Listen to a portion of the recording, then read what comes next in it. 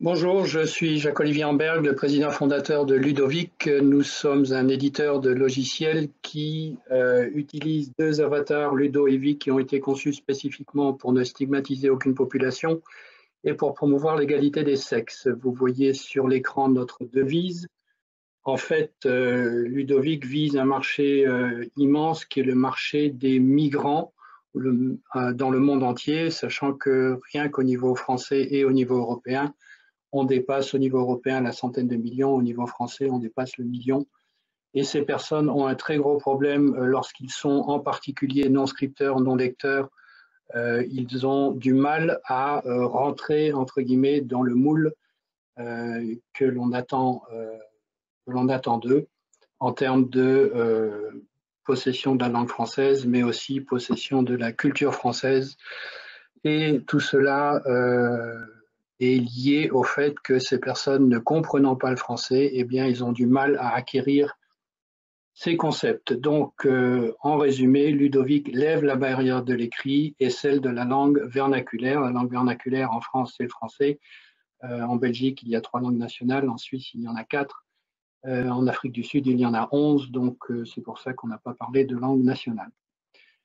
Nous avons développé avec de l'argent européen et en partenariat avec la ville de Paris et la région Île-de-France, c'est pour ça que le drapeau européen apparaît à côté de Basique Français.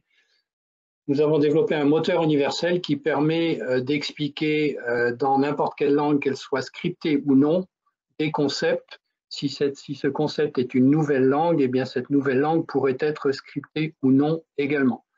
Donc Basique Français, qui est le premier produit, la première app que l'on a sortie, Basique Français existe en 15 langues différentes. Donc on explique en pachto, en dari, en bangladeshi, en néerlandais, en ukrainien, etc.